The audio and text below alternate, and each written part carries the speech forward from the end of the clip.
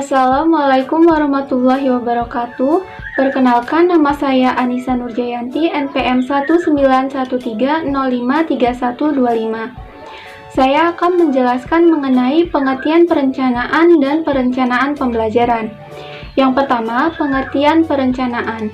Menurut Enoch, tahun 1995, perencanaan berasal dari kata rencana yang berarti pengambilan keputusan untuk mencapai tujuan.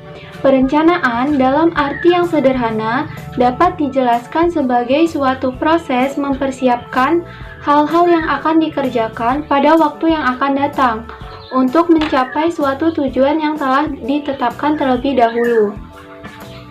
Menurut Anwar, tahun 1986, perencanaan merupakan kegiatan awal dalam setiap tindakan yang dilaksanakan nanti.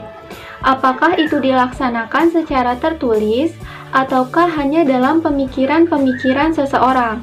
Sedangkan menurut Sanjaya tahun 2013 menjelaskan perencanaan dimulai dari penetapan tujuan yang akan dicapai melalui analisis kebutuhan serta dokumen yang lengkap. Kemudian, menetapkan langkah-langkah yang harus dilakukan untuk mencapai tujuan tersebut.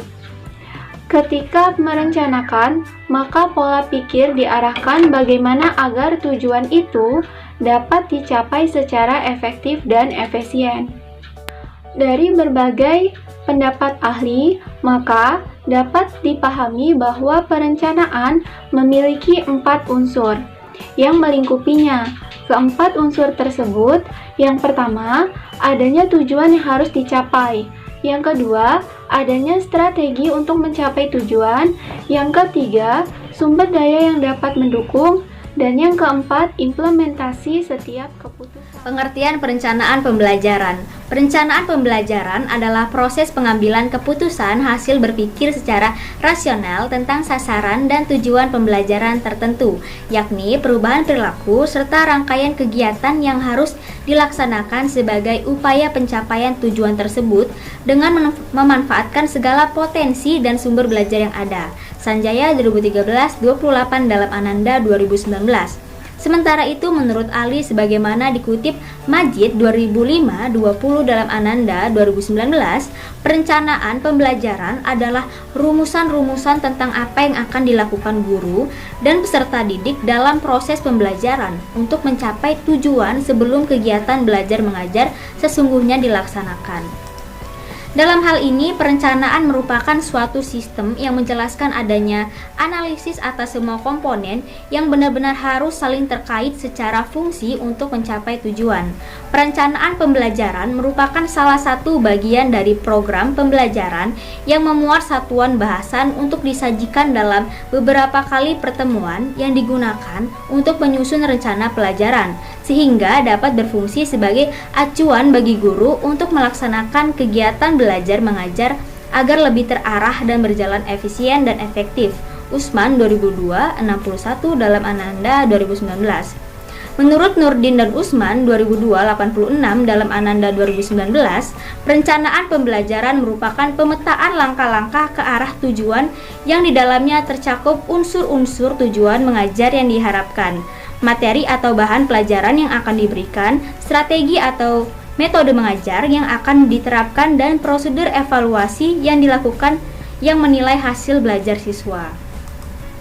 Perencanaan pembelajaran dapat dilihat dari berbagai sudut pandang sebagaimana dipaparkan Sagala 2003, 136 sebagai berikut. Yang pertama, perencanaan pembelajaran sebagai sebuah proses pengembangan pembelajaran secara sistematik yang digunakan secara khusus teori-teori pembelajaran dan pembelajaran untuk menjamin kualitas pembelajaran. Dalam perencanaan ini menganalisis kebutuhan dari proses belajar dengan alur yang sistematik untuk mencapai tujuan pembelajaran, termasuk di dalamnya melakukan evaluasi terhadap materi pelajaran dan aktivitas-aktivitas pembelajaran. Yang kedua, perencanaan pembelajaran sebagai sebuah disiplin adalah cabang dari pengetahuan yang senantiasa memperhatikan hasil-hasil penelitian dan teori-teori tentang strategi pembelajaran dan implementasinya terhadap strategi-strategi tersebut. Yang ketiga, perencanaan pembelajaran sebagai sains adalah mengkreasi secara detail spesifikasi dari pengembangan, implementasi, evaluasi, dan pemeliharaan akan situasi maupun fasilitas pembelajaran terhadap unit-unit yang luas, mampu lebih sempit dari materi pelajaran dengan segala tingkatan kompleksitasnya. Yang keempat, perencanaan pembelajaran sebagai realitas adalah ide pembelajaran dikembangkan dengan memberikan hubungan pembelajaran dari waktu ke waktu. Dalam suatu proses yang dikerjakan perencana, mengecek secara cermat bahwa semua kegiatan telah sesuai dengan tuntutan sains dan dilaksanakan secara sistematis.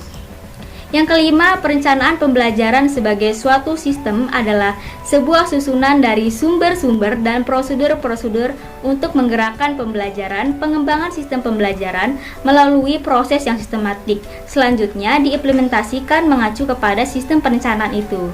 Yang keenam, perencanaan pembelajaran sebagai teknologi adalah suatu perencanaan yang mendorong penggunaan teknik-teknik yang dapat mengembangkan tingkah laku kognitif dan teori-teori konstruktif terhadap solusi dan problem-problem pembelajaran.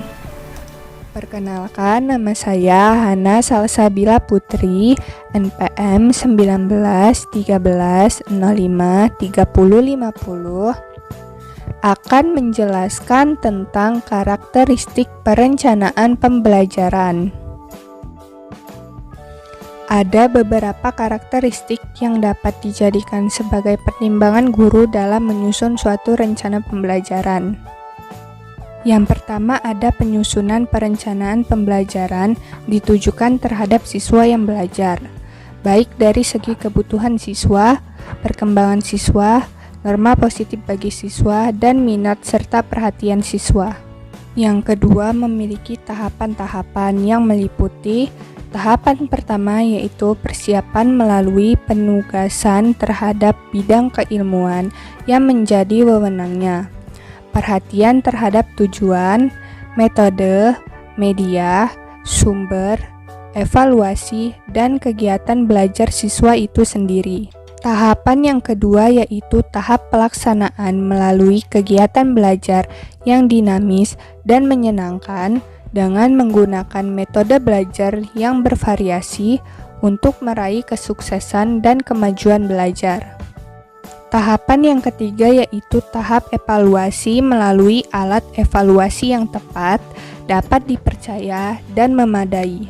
Tahap yang terakhir yaitu tahap tindak lanjut melalui promosi guru untuk melanjutkan materi pembelajaran dan kenaikan kelas atau perbaikan atas kekurangan yang telah terjadi dalam proses pembelajaran, atau yang lebih sering dikenal dengan istilah remedial teaching, dengan tujuan untuk memperkuat penugasan siswa berupa penambahan jam pembelajaran, pengulangan materi, atau penambahan tugas, khususnya bagi siswa yang belum mencapai nilai minimal ketuntasan.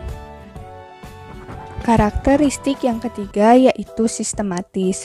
Sistematis yaitu penyampaian materi dimulai dari yang mudah dan diikuti materi yang sulit. Dan dari segi pembelajaran harus mempertimbangkan keakuratan metode, media, evaluasi, dan tujuan pembelajaran. Karakteristik yang keempat yaitu pendekatan sistem. Pendekatan sistem yaitu upaya untuk mengkolaborasikan semua komponen yang dapat mendukung kelancaran program pembelajaran. Karakteristik yang terakhir yaitu pembelajaran humanis yang bersumber dari kesadaran guru bahwa siswa yang dihadapinya memiliki berbagai macam potensi yang harus dihargai, diarahkan, dan dikembangkan melalui cara-cara yang humanis dan beraneka ragam. Nama saya Husna Hidayat, NPM 1913053134. Di sini saya akan menjelaskan materi tentang dimensi perencanaan pembelajaran. Dimensi perencanaan pembelajaran yakni berkaitan dengan cakupan dan sifat-sifat dari beberapa karakteristik yang ditemukan dalam perencanaan pengajaran. Pertimbangan terhadap dimensi-dimensi itu memungkinkan diadakannya perencanaan komprehensif. yang menalar dan efisiensi, yakni yang pertama ada signifikan. Perencanaan pembelajaran harus memperhatikan signifikansi dan kegunaan sosial dari tujuan pendidikan yang diajukan. Signifikansi dapat ditentukan berdasarkan kriteria yang dibangun dalam proses perencanaan. Yang kedua yaitu relevansi. Perencanaan pembelajaran memungkinkan penyelesaian persoalan secara lebih spesifik atau waktu yang tepat agar dapat dicapai tujuan spesifik secara optimal. Yang ketiga yaitu adaptif. Perencanaan pembelajaran bersifat dinamis, sehingga perlu mencari umpan balik atau feedback. Yang keempat yaitu feasibilitas. Feasibilitas artinya perencanaan terkait dengan teknik dan estimasi biaya dalam pertimbangan realistis. Yang kelima yaitu kepastian atau definitiveness. Sekalipun perlu banyak alternatif yang disediakan dalam perencanaan pembelajaran, konsep kepastian yang dapat meminimumkan atau mengurangi kejadian-kejadian yang tidak diduga tepat perlu diutamakan. Yang keenam yaitu ketelitian. Prinsip seharusnya mendapat perhatian yang sangat besar agar perencanaan pembelajaran disusun dalam bentuk yang sederhana dan sensitif terhadap kaitan-kaitan antara komponen pembelajaran. Yang ketujuh yaitu waktu. Perencanaan pembelajaran hendaknya dapat memprediksi kebutuhan masa depan dengan tetap memperhatikan dan bertumpu pada realistik kekinian. Yang delapan yaitu monitoring atau pemantauan. Monitoring merupakan proses dan prosedur untuk mengetahui apakah komponen yang ada berjalan sebagaimana mestinya. Yang terakhir yaitu isi perencanaan merujuk pada hal-hal yang direncanakan. Dengan demikian, perencanaan pengajaran perlu memuat hal sebagai berikut. 1. Tujuan apa yang diinginkan. 2. Program dan layanan. 3. Tenaga manusia. 4. Keuangan. 5. Bangunan fisik. 6. Struktur organisasi, dan yang terakhir konteks sosial. Menurut Hamalik, ada beberapa perangkat yang harus dipersiapkan dalam perencanaan pembelajaran, di antaranya sebagai berikut. 1. Memahami kurikulum.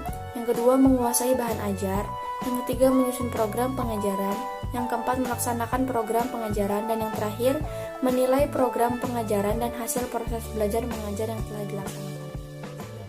Nama saya Marsha Sanda Andarin, NPM 19130530026. Di sini saya akan menjelaskan materi tentang muatan perencanaan pembelajaran. Muatan pembelajaran tercermin dari integrasi berbagai kompetensi dari berbagai mata pelajaran ke dalam berbagai tema. Hal ini dikarenakan kurikulum 2013 dilakukan melalui pendekatan tematik terpadu dengan pendekatan saintifik dalam Widya Santono 2014. Pendekatan yang digunakan untuk mengintegrasikan kompetensi dasar dari berbagai mata pelajaran yaitu intradisipliner, interdisipliner, multidisipliner, dan transdisipliner. Kompetensi dasar muatan lokal yang berkenaan dengan seni, budaya, keterampilan, dan bahasa daerah diintegrasikan ke dalam mata pelajaran seni budaya dan prakarya. Kompetensi dasar muatan lokal yang berkenaan dengan olahraga serta permainan daerah diintegrasikan ke dalam mata pelajaran pendidikan jasmani, olahraga, dan kesehatan menurut Widya Santono 2014 dalam Ananda 2019. Saya Nafazri Aprilia, NPM 19530530003. Di sini saya akan menjelaskan tujuan dan manfaat perencanaan pembelajaran.